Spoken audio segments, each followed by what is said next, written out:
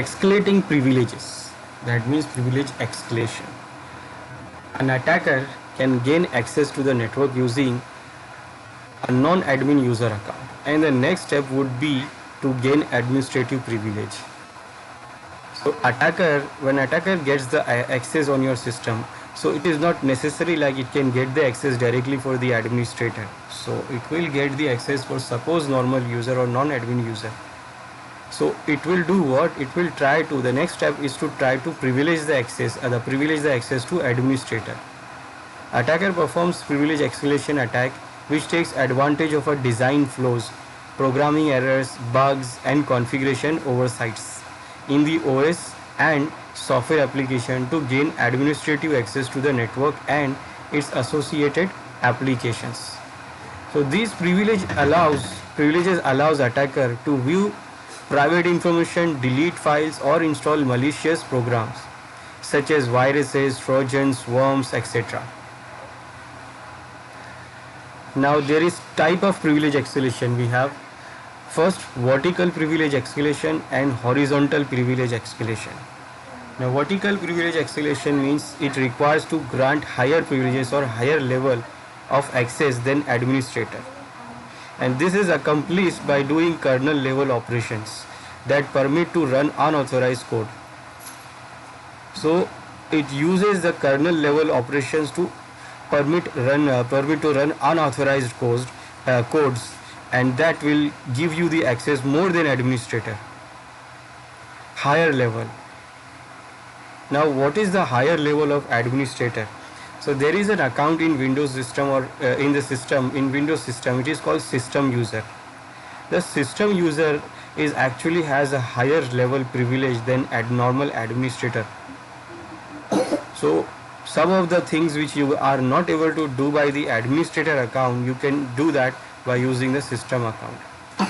In horizontal privilege, it requires to use same privileges or higher level of access that already has been granted but assume the identity of another user with similar privileges. So it is like getting the privilege of the same user which you have already accessed. It is like horizontal privilege. And vertical privilege, that means you are trying to get the more highest privilege you want. So what attacker do? Attacker wants that access to the network using John's user account, but I need what? Admin privileges. This is what attacker is saying. It has an access with the John's account, but now it wants to access with admin account. It needs more privilege.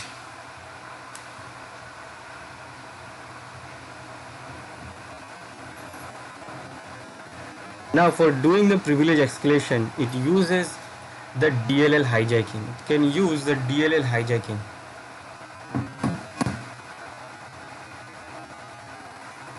Most Windows applications do not use the fully qualified path when loading an external DLL libraries. Instead, they search directory from which they have been loaded first.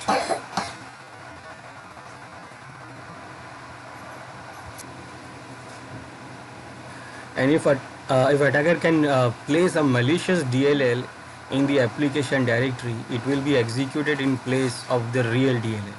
Now what is DLL first place? DLL is actually dynamic link library files. So whenever you have some applications, so these applications needs the library files to run that application properly. So there are lots of different DLL files required to run with these applications. So if suppose the application is having the local DLL it is not using the fully qualified path when loading the external DLL libraries. Instead of they search the directory in which they have been loaded first. That means where the application was loaded, it will try to search the DLL from that directory also. So attacker can do what? Attacker can place the malicious DLL in the application directory, and it will be executed in place of the real DLL. So in place of real DLL, this malicious DLL will execute. Now what this malicious DLL will do, it can run the arbitrary code with the application, and with the arbitrary code it can execute and it can get the access, it can give the access to the attacker. It can give the remote access to the attacker. So for example, the user install the application here, and malicious application the real library for that is in the Windows DLL library. It is in the Windows DLL library, but attacker do what? Attacker place the fake DLL or malicious DLL into the same directory of the application. So first application will check its own directory, and then it will go for the external DLL. It will go for the external location to search the DLL, but first it will check the local DLL, the local directory. So attacker has placed the local directory with the malicious DLL. Now when the application runs this DLL, it will give the access of the system to the attacker. It will give the remote access to the attacker. So this is what the DLL hijacking. Then privilege escalating by using the DLib, dynamic lib hijacking. It is called dynamic lib. It is same as the DLL in Windows. This is for OS X. It is what Mac OS is. So it is the same thing in OS X applications. While loading an external dynamic library, dylib, the loader searches for the dylib in multiple directories. If attacker can inject a malicious dylib in one of the primary directories, it will be executed in place of the real one, original one. And then what it will do, it will again do the malicious, it will run the malicious codes, and by this attacker can get the access of the system remotely. This is some other tool. This is the tool for the privilege escalation. This is actually password changer.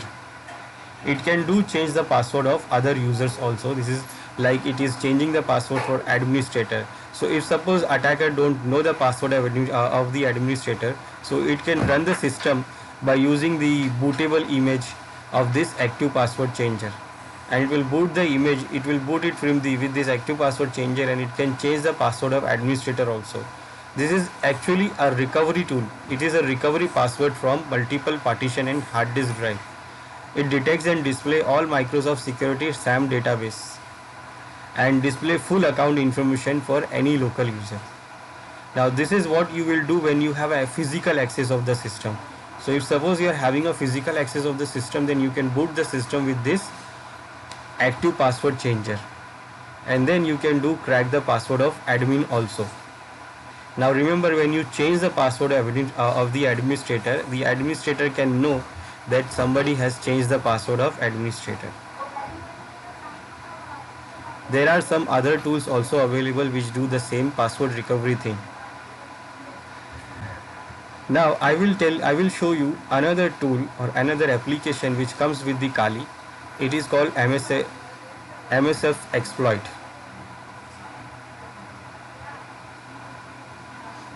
It is called Metasploit. Now Metasploit is developed by the Rapid7 group, and it has lots of different penetration testing frameworks, libraries, and exploits. So whatever the vulnerabilities we have nowadays in a systems, in Windows system, Linux system, or other system, so if it is exploitable, so these exploits are available in that Metasploit. Let me show you that first. Okay, so this is our Kali Linux.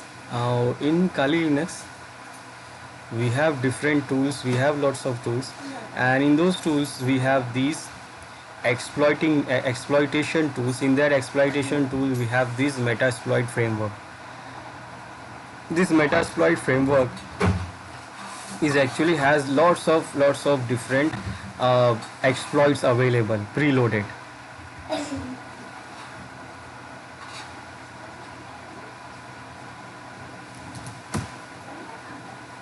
Now when I'm executing it,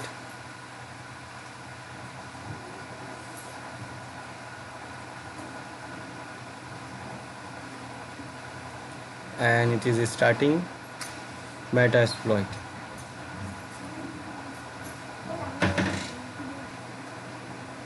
So this is our Metasploit, and here if you see, let me enlarge it. So this is what Metasploit version 6.0.30, and here you can see it is having 2099 exploits available.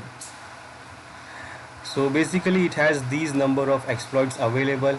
We have these numbers of auxiliary, and these numbers are post. These numbers of payloads we have, these numbers of encoders, 10 NOPs and 7 evasions.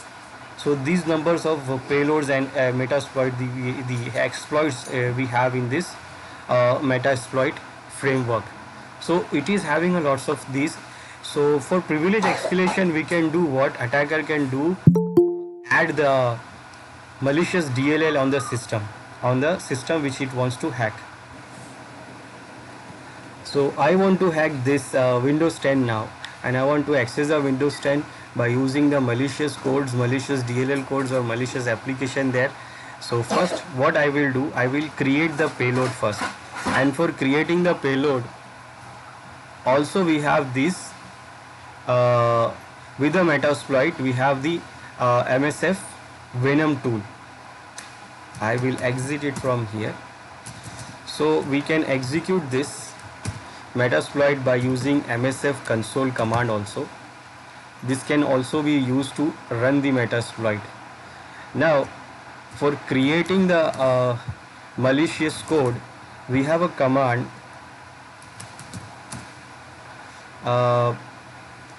MSF Venom.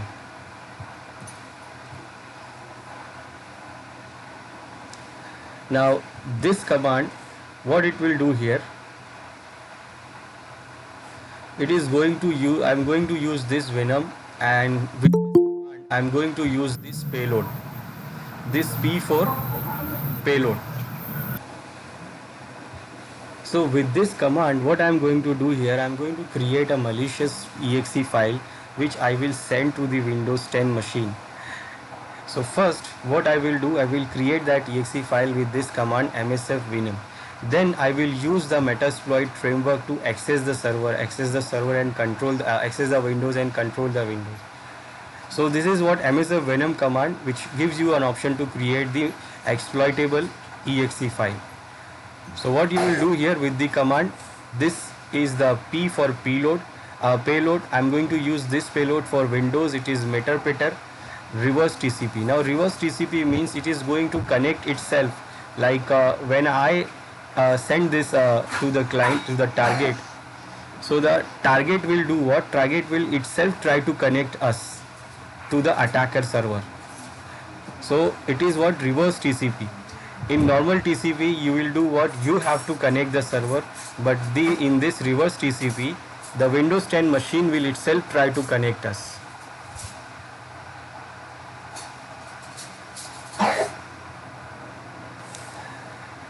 So I am going to use this payload first. So this is what it is going to use, this payload. Then I am deciding which platform I am going to use it. So I am going to use it on Windows. What is the architecture I am going to use it? So it is going to be the x86 architecture. Then what exploit I am going to use here? This is a vulnerability I am going to use on these Windows machine. So these are the vulnerability there, which is called Cicada GA9, which is I am going to use with the B option. This B option do what? It avoid the stream. It is a software level thing. It avoid these stream to run the application. Now this is reverse TCP.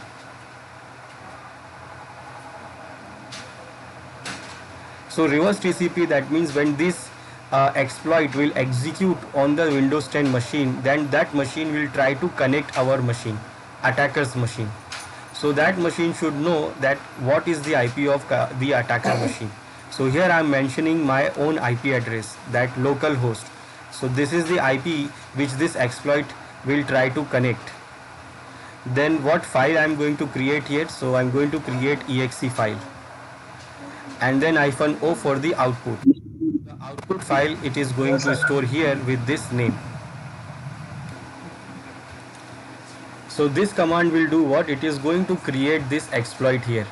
This will be the name for the exploit, and exploit.exe, you can use any name, and it is going to use this reverse TCP payload, so that the attacker, the target will itself try to connect the attacker. And remember, this is attacker's IP. That means this is my own Kali machine's IP. Now when I run this,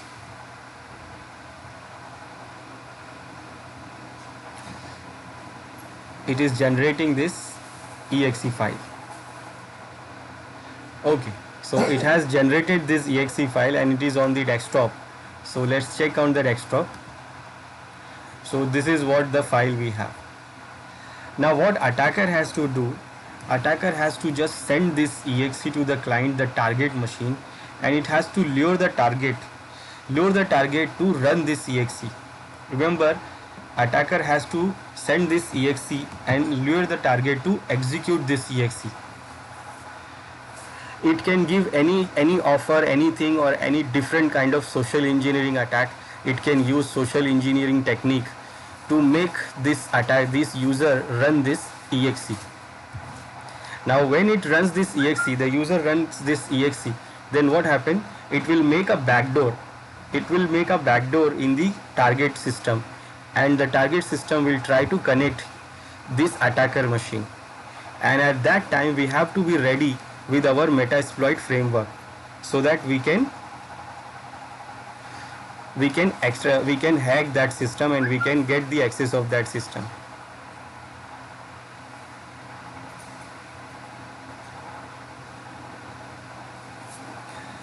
So now what I will do here,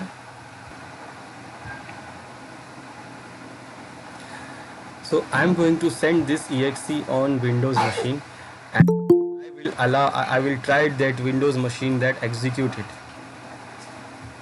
So there are different ways to do this. You can use social engineering technique to lure the user to make that user run this exe, and it will run this, and then what, it will be hacked. So what I will do here, in our lab environment, what I will do, I will send this exe to the Windows machine and I will run it myself. So what I will do here, for sending this exe to the Windows machine, I will create a web server here, and I will start the web server and I will send this to the Windows machine. So I will do what, I will create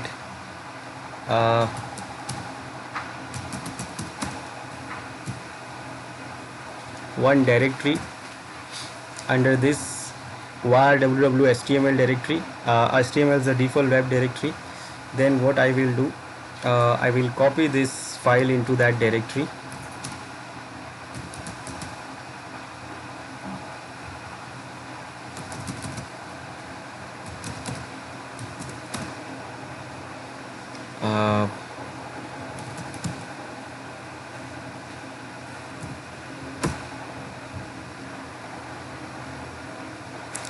Okay, now I will make sure that the permissions are okay. So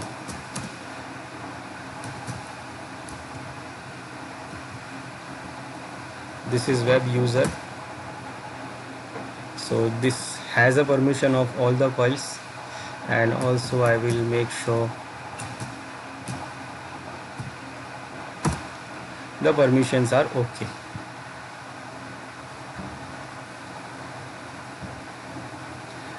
Okay, now I will start the service, Apache service.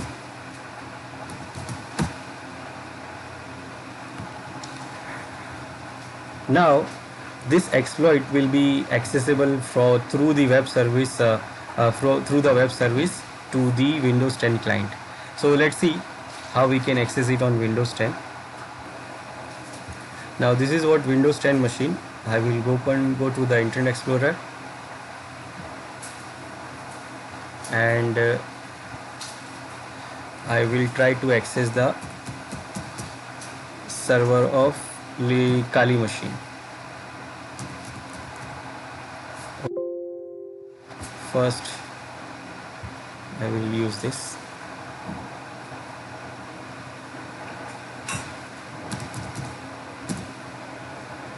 Now this is the Apache server, it is coming from the Kali machine. Now in that server I have created, this is the default page, and I have created one directory there called app. So I will mention that app directory here, and I can see the exploit here. Now I'm doing this to just make sure that I'm just doing this to send the exploit to this Windows 10 machine. but attacker can use a different ways to send this. It can send as an email attachment, it can send as a software, it can send, like for example, suppose I name this exe as whatsapp message.exe, and then I will send it to user, and I will say the user that I got one application and it is very good, and you know what, it can see any user's WhatsApp messages. Now what that user do? The user will say, okay, I will also try this. I will say, okay, so you just use this, and you know what, when you install this, your antivirus will disturb you, so just disable the antivirus for some time. So when you install this, you just have to give the mobile number of any user, and then you can see their users all the messages. It's very, very good. So you know what, I'm giving I'm luring the user to run this exe. So there is different techniques. So we can just send this exe to the target, and we can tell them to just run it, and we can say that this is that and this is this. This is like social engineering techniques. There are different ways. We can do the phishing also. Now somehow it has executed here. Now when it is going to execute this exe, we have to be ready in our Kali Linux. We have to be ready in the Kali Linux, so that we can access this, we can get the access of this Windows machine. So what we'll do here, we will go to Kali Linux and we will prepare for the access. So in the Kali Linux, what I will do, I will make sure that when the exe is executed, my machine is ready to connect that Windows 10. So I will do here, I will use that Metasploit. So for running the Metasploit from command line, we can use this msf console command. It is the same as you click like this.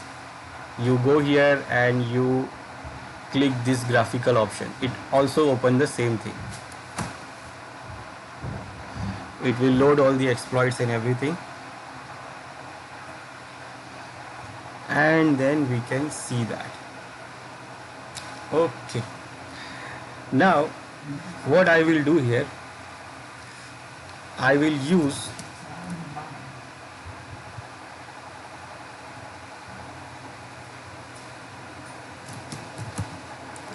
exploit multi-handler. I'm going to use this exploit because the exploit I have already sent into the client machine, those target machine. I just have to connect it from here. So there is lots of exploit available here. If you can see here, if I just type here after exploit Windows, and if I type 2 tab, you have almost 1119 exploit available with the different vulnerabilities in Windows system or applications of Windows. So you can use this vulnerability to exploit the Windows systems. There are lots of vulnerabilities. These are known vulnerabilities we have, and for using those vulnerabilities, these are the exploits available in this Metasploit. Now because I have already used the exploit there, I have already sent the exploit. So what I am going to do here, I am going to use the multi-handler. Now multi-handler which can handle multiple exploits. Then here I will configure the payload. The payload which I have configured under the exploit exe which I have sent it to that Windows machine. So payload I am going to use is Windows Meterpreter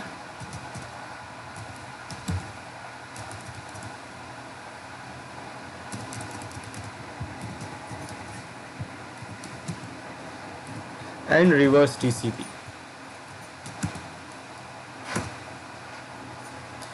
Then I have to set the localhost IP. So I will set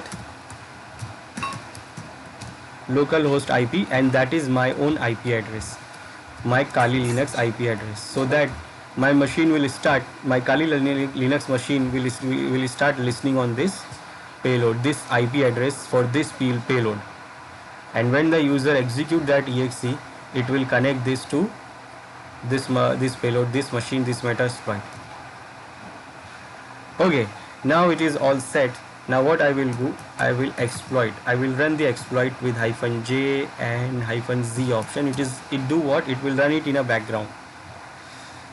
It will run it in the background and it will give other command to us also. So we can run other commands.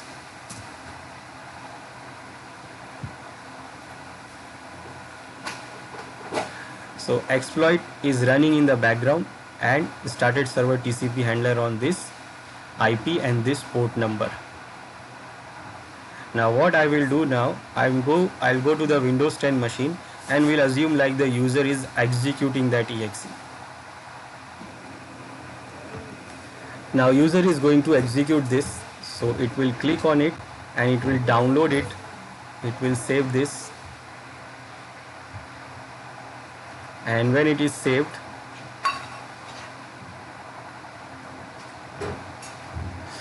now it is saved, now it can download, it can run this. It is actually saying that the publisher of this program could not be verified, because the publisher, that means the exe publisher, is not verified. It is giving you the warning here, but because we have given lots of lure to the user, we have promised the user to this exe is going to do this and that, it will ignore these warnings and he will do what? He will run it. Now once it is running here, this system is going to be connect the attacker system, that is our Kali Linux. And on the attacker system you will see that it shows here that it is getting one Metapeter session 1 open from this IP, and this is the client IP address on this date and this time. So basically attacker is having one session running now from that Linux, that Windows machine. It can check by using this session command, session-i, and it shows that there is a session running here with this ID 1. It is the Meterpreter session. Now why I use the Meterpreter payload? Because it has lots of different commands, lots of different features to use. And this is for the Windows, and this is it is showing the Windows name, and it is the user who runs the application, and this is the connection information. It is coming from this to this IP to this IP. Now the session is running. Now what I will do, I will connect the session. I want to see the session. I know the session is running, so I can connect the session by using the command session-i and the number of that session. Now you see the session is interacted, and now you see the command prompt for the Meterpreter. Now Meterpreter has lots of different commands. You can just type the help and you can see the lots of different commands which you can do.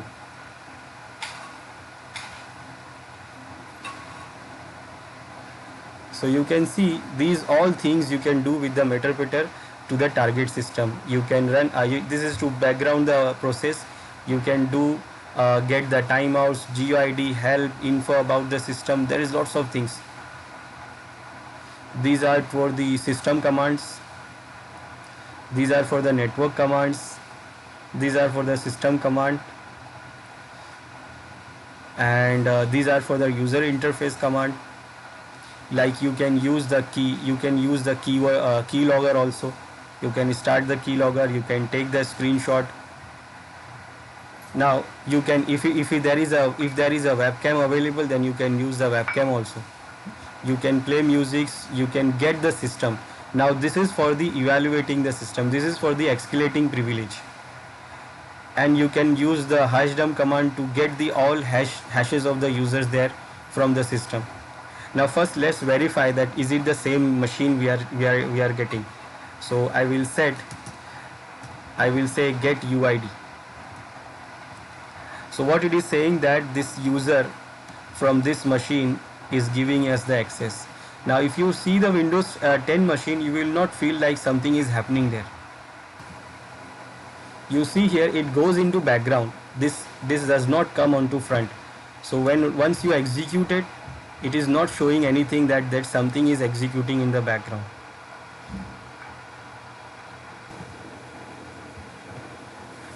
Then we can get the system info also. So make sure that the machine is this. So it is showing the system information that this is Windows 1.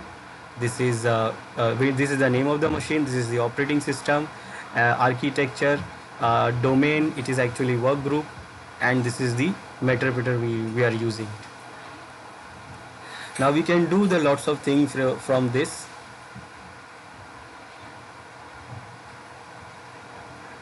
Like for example, I want to get the shell for the machine, so I will give command shell. Now it will give me the command line shell for that machine. Now you see I am under that system. I am under that system, and I'm this user's desktop. Let's verify it. I will create one directory on the desktop of that this user's desktop. I will create with this user. I will use the Kali there. Kali name. So I did created one directory on the desktop. Let's check on the Windows 10. Now you see this directory which I created from there. So it is creating, we are getting the access of command line access of that with this Windows 10 machine from the meterpreter command shell. Now what else I can do? If I am in the command line, I can do lots of things. But remember, I have used the login I have used this to this user. This is not an administrator. So it is having some limit. Back to meterpreter. And even we can do the, if you want the remote desktop kind of thing, you can run VNC. Run VNC. It is the virtual network connector.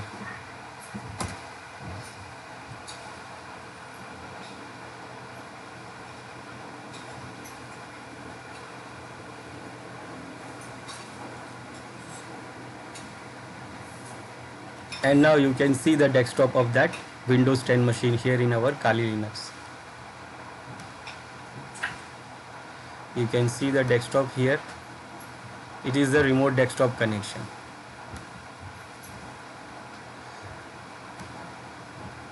I will not use this. So there are lots of things we can do. Now remember, we are not an administrator. We are logged in. We are getting the access of normal user. So we are having some problem here. Like suppose I want to get the hash of the user accounts on that system. So whatever the user accounts available there, I want to get the hashes of those user accounts. So I will do this.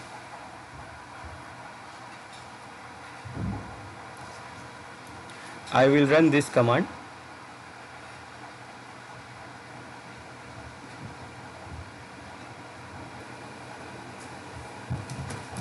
Run post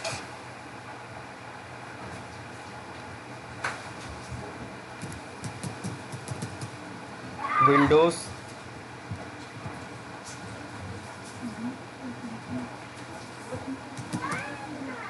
and gather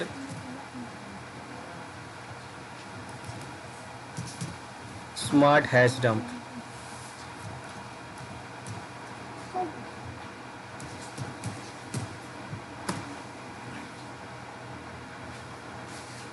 Now what you see here, it says the hashes will saved in this and that, but here it says insufficient privilege to dump the hashes. That means we don't have the enough privilege to get the hashes from that system because we are logged in as a normal user. Now what we will do, we can run the command to get the system. To escalate the privilege, we have this command. To escalate the privilege, we have this command, get system. So I will try that command. Get system of 1. Now what it says here, it says access denied.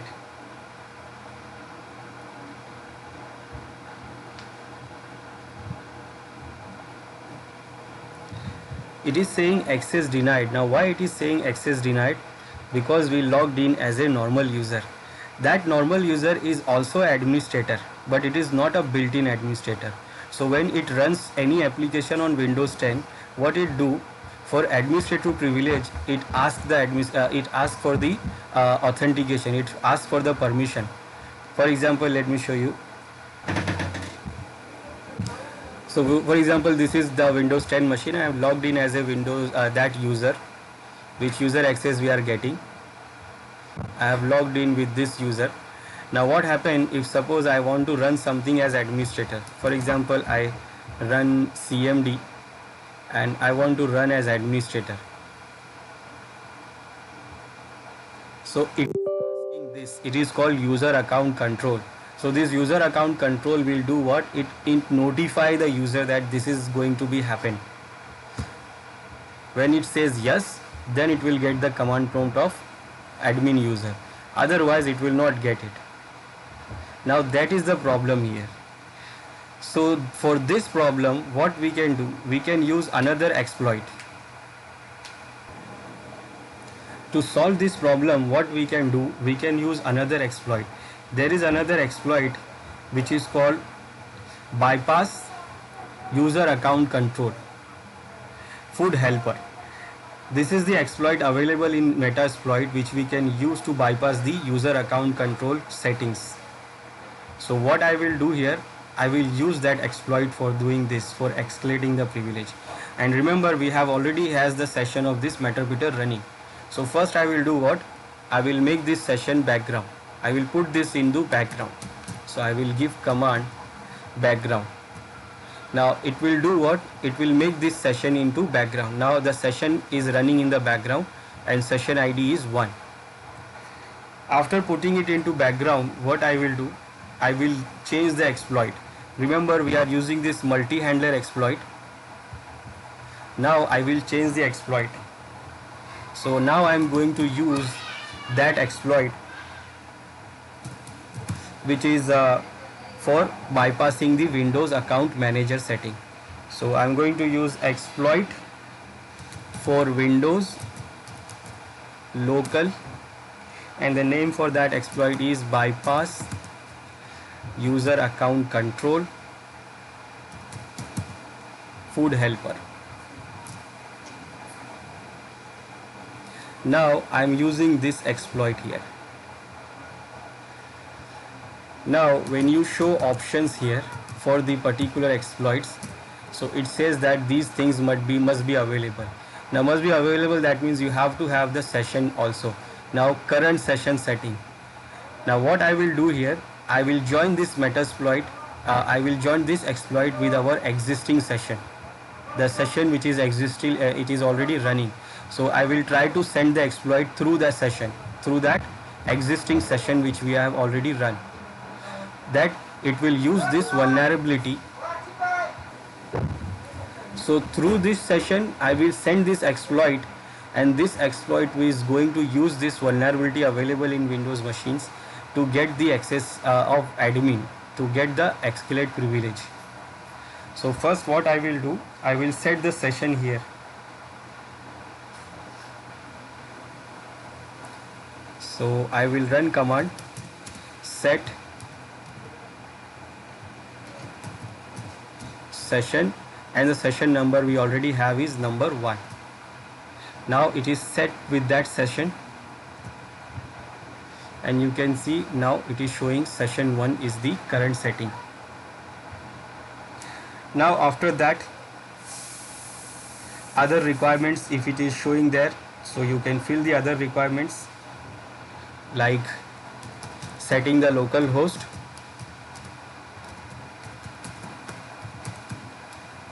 for the current machine, then setting the target, and the target is also 0.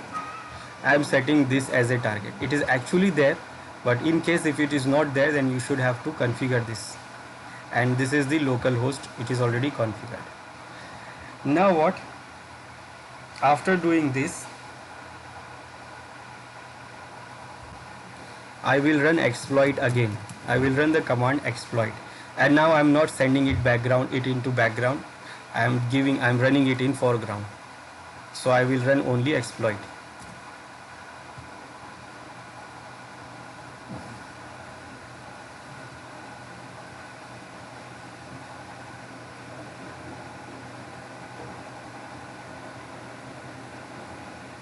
Now what it did here, it actually create the new session for this exploit, the latest the new exploit which we have used, this bypass user account control. And this exploit, it has sent with that current session, and then it created the new session for that exploit, new exploit, this one, and it provided at the as this meterpreter. Now what we'll do here, we will check get UID, and it is still saying what, this user. Now remember, this is not the built-in administrator. So what I will do here, now I will escalate the privilege, and I will try to get the system by using get system command. And now you see it is not showing any permission deny, access deny option.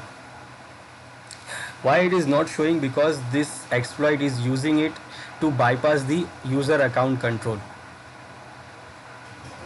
Now when you say get UID, now you see it is showing now this user. The user is system. Remember I said system user means what? It is the most privileged user in Windows. Most privileged than the built-in administrator. Even built-in administrator can't do it, will not be able to do lots of things with this system user can do. So this system user is actually the top level permission we get.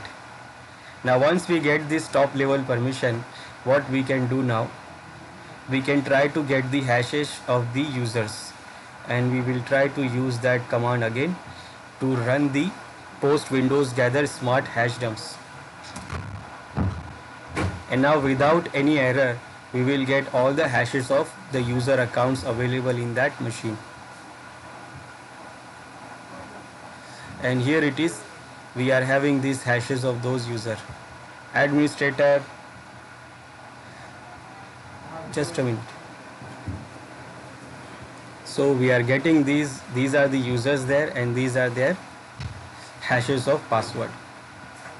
So we can get this because we have escalated the privilege to the system user, and the system user is having lots of permissions. Now remember, once you are having the permission of system user, then what you can do, you can at least do all the things. You can do lots of things. You can check present working directory. It is actually this directory because we are getting the system user privilege. You can see whatever the files, you can roam around into the drives of that system. You can check the directories. Oops, it is not like this. Oh, so we can go to the shell, and we can go to C drive, then we can go to any directory there. We can check any file there. Whatever the file is important, not important, we can check any files there. We can run the keylogger also. There is a command to run the keylogger also. If the system is having the webcam, then we can record the webcam also. We can take the screenshot of the desktop of the system. We can start the key logging, dump the keystroke buffer, key dump, key scan. We can start the key scan also. So there is lots of things we can do with this meterpreter terminal. So basically what we did, we used the vulnerabilities of the system, that application user account control setting, and the DLL problems. We try to use the remote DLL to get the privilege of the system, and we escalate the privilege also. Now how to defend against this privilege escalation? First, restrict the interactive logon privileges. Restrict the interactive logon privilege to the authenticated users. That means if user is a remote user, like for example it is a web user, so it should not have the interactive logout. If it is only the FTP user, then it should only have an FTP account, FTP access. It should not have the interactive logon permission. Then use the encryption technique to protect the sensitive data. Now, even if suppose someone is having access of your system, it should not have the access of those files which is sensitive. So you see, we can roam around the file system, we can see all the files, but if those files are encrypted, whatever the sensitive files we have, then the attacker is not able to understand what is the data. Like suppose you are having a file which consists of lots of like your credit card detail, your account details, you have saved it there, so it can easily see those files. But if you have encrypted those files, then it is not easy for the attacker also to guess the file or see the file. Run users and applications on least privilege. Now remember, run all the applications, whatever the applications you run on the system, it should be run in the least privilege, so that if attacker gain the access, they will not gain the whole access of user, the admin account. Then reduce the amount of code that runs with the particular privilege, and also reduce the amount of code which is running with some privilege. Like if somebody is having a privilege to run any application, so we should reduce the amount of code it can run. Then implement multi-factor authentication and authorization. So it should be not only the username and password, we can have a multiple authentication factor also. Perform debugging using bounds checker and stress tests. So we should also debug our own system for the problems. Run services as unprivileged account, test operating system and application coding errors and bugs thoroughly. So your applications and operating system must not have any bug or code error. So if it is having a code error or bug, that means it is a vulnerability and it can be exploited. And exploits are available in Metasploit. So implement a privilege separation methodology to limit the scope of programming errors and bugs, and patch the system regularly. That is important. So patch the system regularly, so that if it is any vulnerability comes, then it should be patched.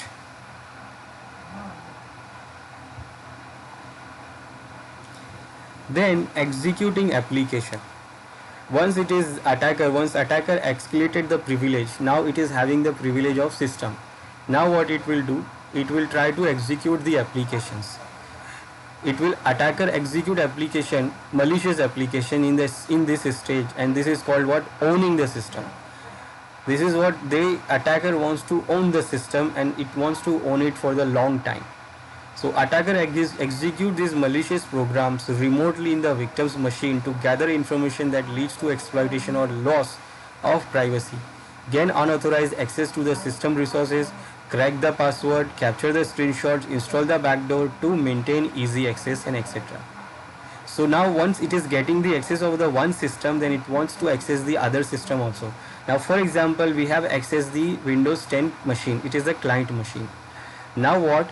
I will try to execute the applications, I will try to install the keyloggers, I will try to install the malicious applications, so that when the user logs into this machine and try to access the servers, domain servers, web servers or any other important servers, then we can also get the access of that server and information about that servers. We can crack the passwords, we can crack the session, we can crack the information about the server. And for that, attacker try to execute those applications, malicious applications, so that it can remain the access of that machine. That machine's access will remain to the attacker, it will own by the user, by the attacker, and then it will try to get the attack on the other system in the network, other machines or other servers. So what attacker will do, it will install the malicious applications. So hacker executes the program remotely so that it can execute the keyloggers, it can install the keylogger application, so that when user try to log into the server or domain controller, it will log the keys and it will get the username and password of those users. Then it does not have to crack the password. Then it can use those user and passwords to log into the domain controller also, and then it will get the access of domain controller. Then it can use the spyware. Spyware will do lots of things. Spyware it will do everything. It can do keylogger also. It can do get the remote desktop. It can do the screenshot. It can get the files also. These are also crackers. Then backdoors. Backdoors is what to gain the access again and again. This attacker supposed to get the access of this machine. Attacker has done lots of things. Is beginning from the reconnaissance phase. It has done lots of things, lots of research and everything, and then these that, and then it is possible for him to get the access of the system. Now once it has get the system access, then what it will do, it want to do access it anytime it wants. So it wants to access the system anytime without any problem.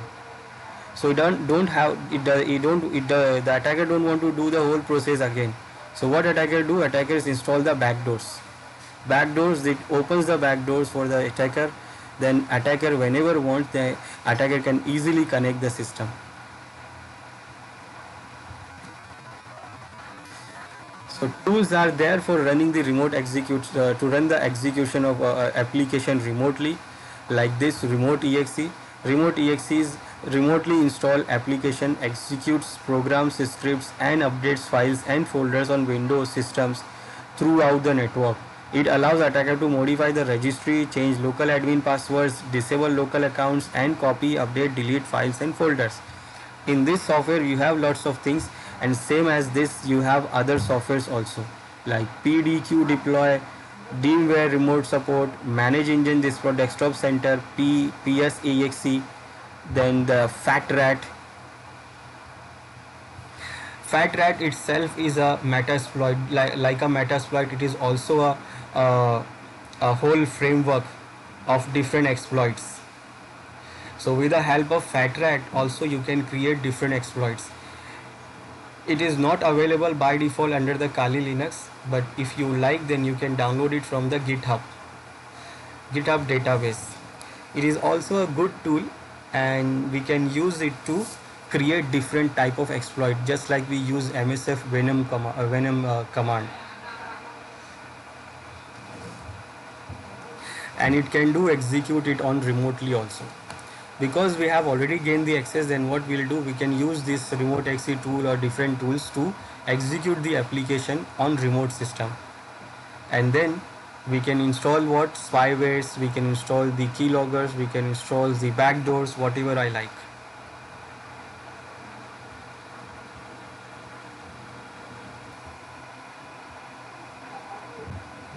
Next is keyloggers. Keyloggers do what? Keystrokes loggers are program or hardware device that monitor each keystroke as user types on keyboard and logs onto a file or transmit them to remote location. These keyloggers are placed between the keyboard hardware and the operating system. Legitimate applications for keyloggers include in office and industrial setting to monitor employees, computer activities, and in home environment where parents can monitor and spy on children activity. Keystrokes loggers allows attackers to gather confidential information about victims such as email ID, passwords, banking details, chat remote activity, IRC instant messages, etc. So these keyloggers do what? It sits between the keyboards and the operating system. So when you type anything on your keyboard, it is going to record and then it will going to send it to the remote user. It can do record it on the local machine, and then it can do what? It can also send it to the remote machine. So just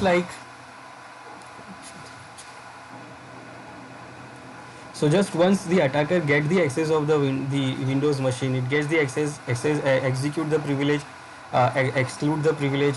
So what it can do, it can put these keyloggers into these applications into the system, and then it can do what attacker can do when it gets the Meterpreter interface, like it get the privilege, and what it can do, it can download anything from the victim's machine, and also it can upload something from here.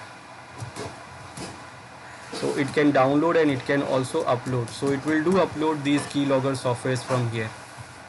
It will upload the application from here, and then it can run this application to the client machine, the victim machine. And once it is run the keyloggers, then it will go, it will disconnect and it will go away. Then next time when it comes, and it will check the logs of that keylogger. So what keylogger will log everything, whatever the user use, whatever the key user press, it will log all those keys, and then when attacker wants, then attacker see those logs and check what the attacker, what the user did, what the users did on the victim machine. Did the user use to log in on their email addresses, email accounts? Did the user use to get the log into the banking account, so it can get the banking detail, it can get the other messages also. So what it do, it will get it from the keystrokes, whatever the keystroke it will press, it will log it like it goes to press on the Internet Explorer, then it will type this site, then it will type this username, this password and all this. Now there are different types of keystrokes loggers, hardware and software. Now software, that means these are application keyloggers, these are kernel keyloggers, rootkit keylogger, device driver keylogger, hypervisor based keylogger and form grabbing based keylogger. Application keylogger is just an application, that means it can be a genuine application. Genuine applications are used in Windows, in the organization's environment, to monitor the user's activity. To monitor the user's activity, if the organizations want to monitor the user's activity, what they are doing in their organization, then they use these genuine applications. These are not the pirated, these are not the we can say it is not a hacker's thing, it is not the bad application, malicious applications, it is just a genuine applications. There are genuine applications which is used in an organizations to monitor the users, and even the parents use these genuine applications to keep eye on the child's activity, what they are using, what they are doing on their system, which sites they are going, so they can use these to monitor the childs also. Then we have these kernel keyloggers, rootkit keyloggers. These kernel keyloggers will infect the kernel. Now these are the malicious codes. These are malicious keyloggers. These do what? It infects your kernel, and it will sit into your kernel, and kernel interacts with the keyboard. Remember, kernel is the code which interacts all the hardware with the hardware and make the hardware do the job. So once the keylogger will infect the kernel, so what, kernel will contact the keyboard. So keyboard, whatever you type on the keyboard, it will go to the kernel, and kernel, from the kernel, the keylogger will get the keys and it will log it. Rootkit keylogger, that means it is completely hiding behind the kernel. It hides itself. It will not show the process also. Even suppose you are using application kernel keyloggers, or even these device drivers or these hypervisor or form grabbing, these keyloggers, if you go to the process, it will check. If you check the process, which process are running in the system, so you can see the process of these keyloggers. Even if you go to the task manager, if you check the process, just like what we have run it into the Windows 10 machine. Simply what we want to get, to get the access of this Windows 10 machine, what we did, we run the exploit here.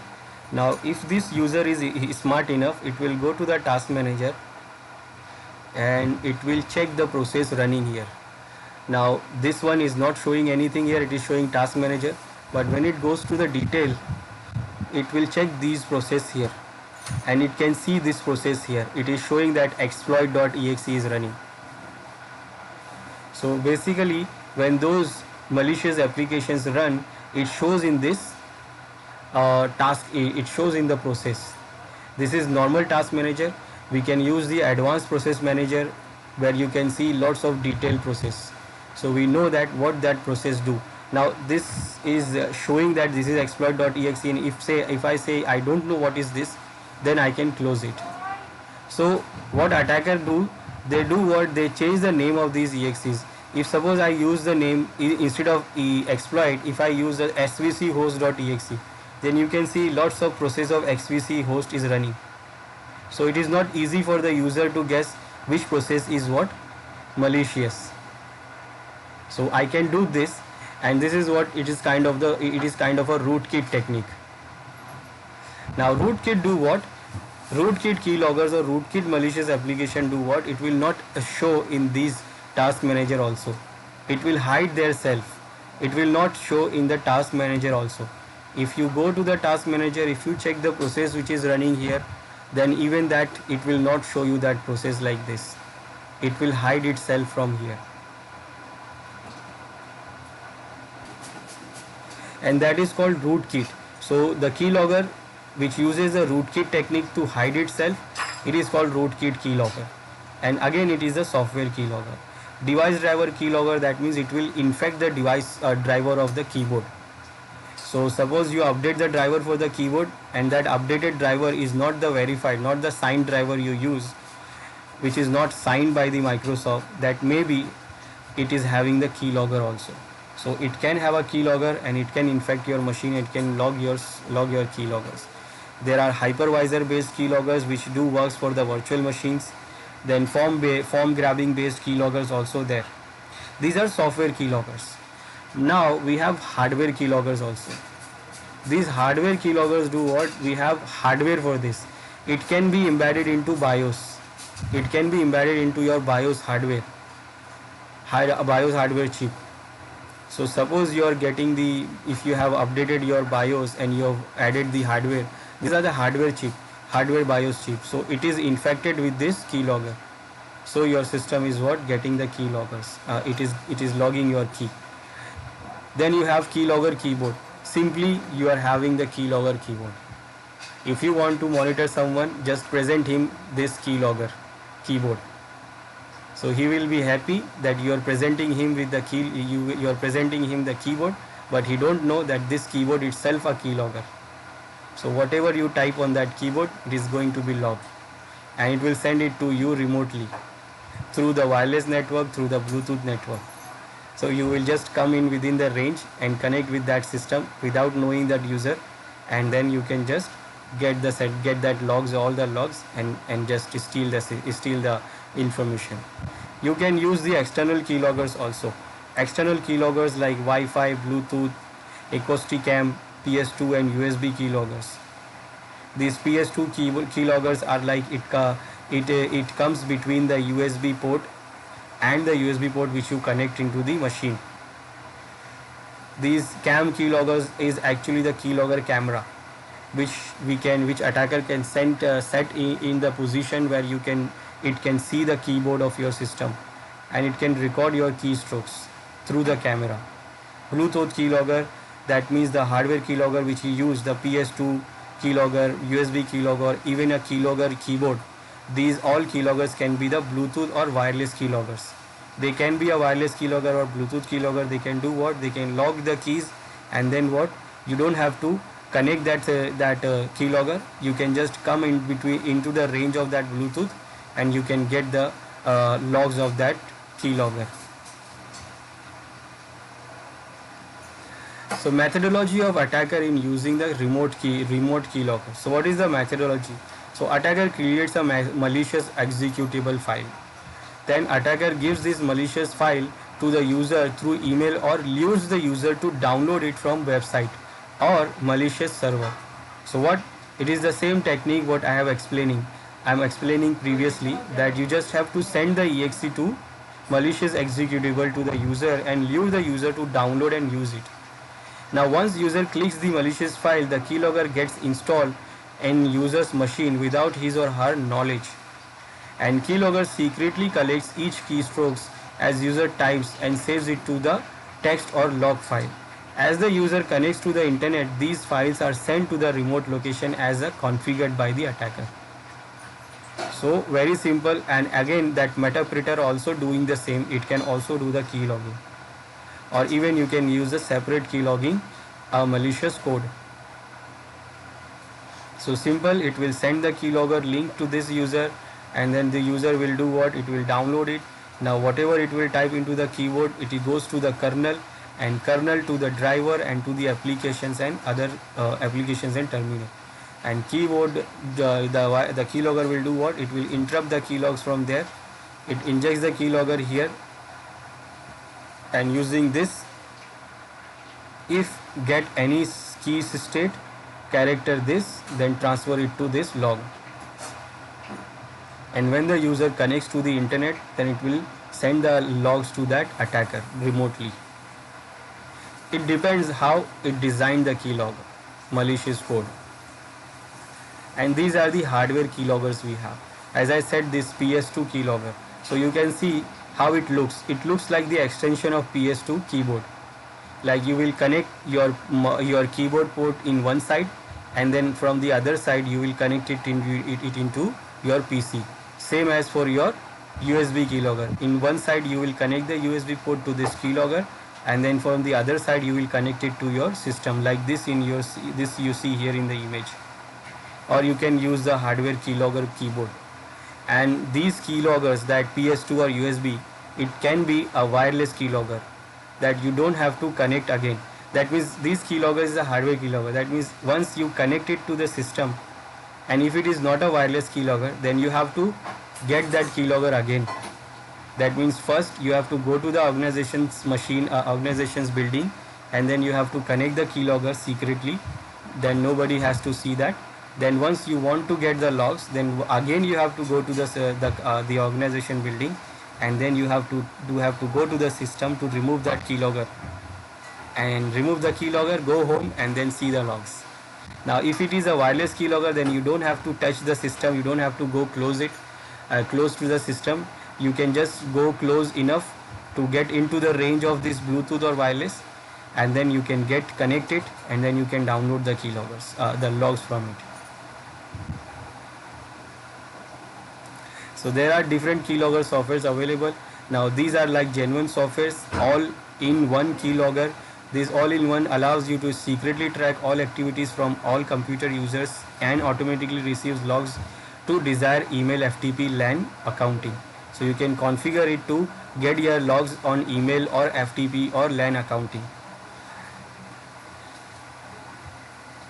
Then you have all these are different keylogger softwares you have, which you can use to get the keystrokes from the system. These softwares do what? Once you install them, it will hide in behind, and then there is a key combination it gives you. So whenever you want to see the keylogger, then you have to press that key combination, then it will bring back that keylogger to you, and then you can see the logs. So once you install it, then it will go behind the system, behind the scene, and nobody can see that. And once you want it again, then you have to press the keystroke, you have to press the combination of the keystroke to get it back. Or we can use this from Metapreter. I run this key scan start. Now the key, it is saying starting the keystroke sniffer. So it has started the sniffer. Now I am on Windows machine. I will open any file. For example, I will open the notepad, and then I will type here whatever I want.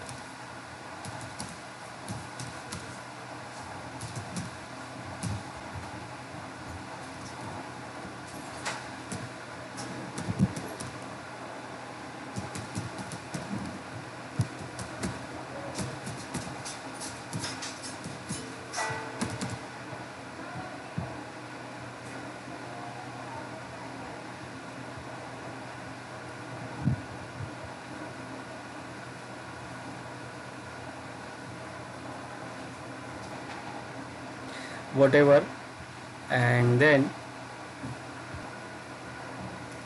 here on the Metapreter I run this key scan dump command, and what it is dumping the keystrokes here. So what it is dumping here, left window, this what I have pressed, and this is what I have typed. This is my bank account number, and this is the number. So rest what I have typed, and this is what I have typed properly. Now this is not that much graphical, but we can use those graphical keyloggers also. This is for the Mac operating system, a Mac. This is also the Mac operating system. This is for the Mac operating system keylogger. It can also do log the Mac operating system. And then there are lots of other keyloggers also for Mac available here.